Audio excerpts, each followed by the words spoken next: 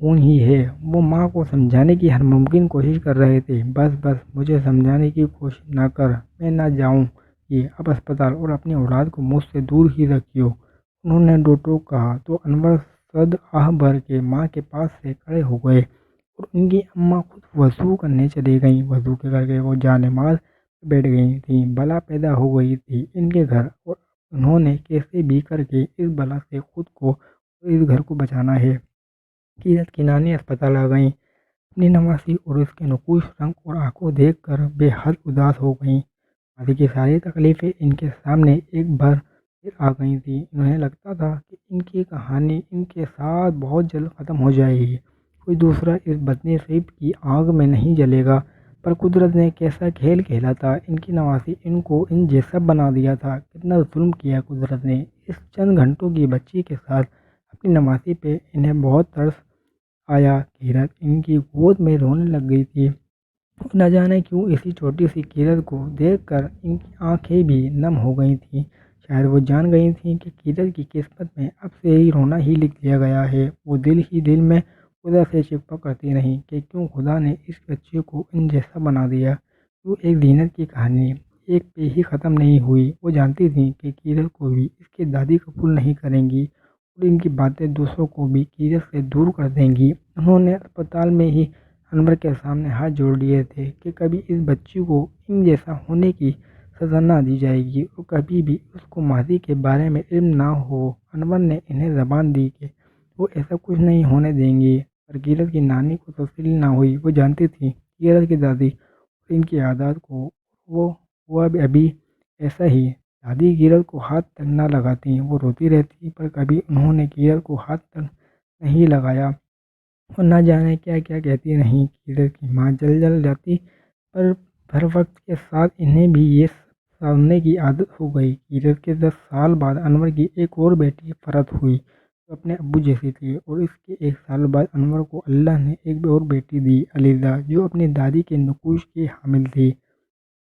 کیرت کے بعد ان کی دونوں پوتیاں دادی کی جان تھیں، اور کیرت ایک ناپسندیدہ اور زبردستی کا رشتہ۔ انور نے اپنی ماں کو سختی سے کہہ دیا تھا کہ وہ تینوں بچوں کو کبھی ماضی میں ہونے والی کہانی کے بارے میں نہ بتائیں، جو ہو گیا سو ہو گیا۔ پر کیرت کی دادی پھر بھی جب کیرت کو دیکھتی تو پتہ نہیں کیوں انہیں ایک عجیب سا غصہ آنے لگ جاتا۔ کیرت کا اصل نام تو کبھی انہوں نے لیا ہی نہیں تھا، اور نہ جانے کیا کیا کہتی رہتی تھیں۔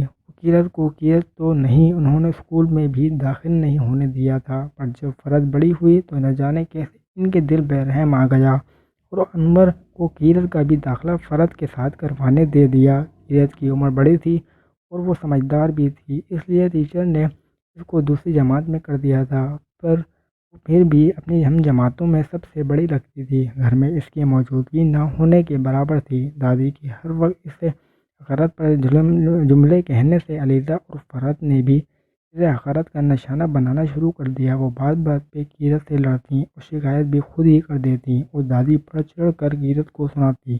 کیرت کی ماں اگر اس کی طرفداری کر دیتی تو دادی کی لڑائی ان سے بھی شروع ہو جاتی۔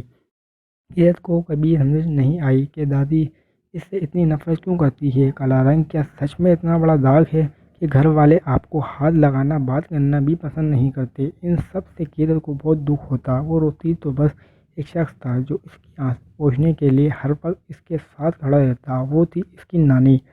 جب بھی اپنی نانی کے سامنے روتی تو نانی اس کا رونے میں پورا ساتھ دیتی۔ وہ دونوں ایسے مل کر روتی تھیں جیسے ایک آنکھ گنوا کر رو رہی ہو اور دوسری سب گنوانے والی ہو، اس لیے رو رہی ہو۔ وہ دونوں دو جسم ایک روح جیسے تھے۔ کیرت نے سب سے زیادہ محبت اپنی نانی سے کی تھی، اور نانی نے اس سے۔ نانی کی بات اس کے لیے پتھر پہ لکیر جیسی تھی۔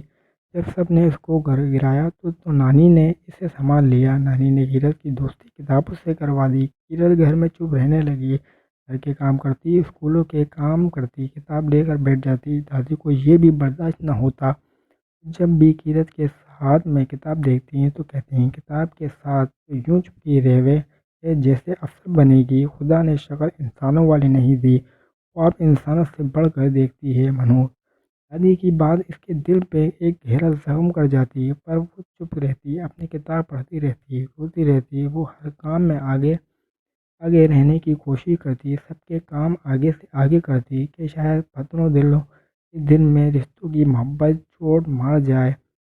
एक नज़र इस पे भी कर दें। छोटी बहनें इसे बड़ी बहन समझने लगें, पर ऐसा कुछ ना हुआ। लेकिन इसने काम करना ना छोड़ा, बस इनसे भलाई की उम्मीद छोड़ दी। पर एक शख्स और था इसके वक्त में, जो एक अच्छा दोस्त था इसका, जो उसको जब देखता तो मुस्कुरा कर देखता था, कभी कभी इसकी साइड भी ले लेता था, जो इसके करीब होने की शायद कोशिश करता था।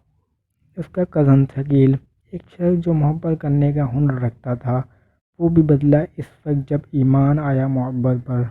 बिरयानी बन चुकी थी, सबको देखकर वो दोबारा किचन समेटने चली गई थी। आप ही चाय भी बना दो।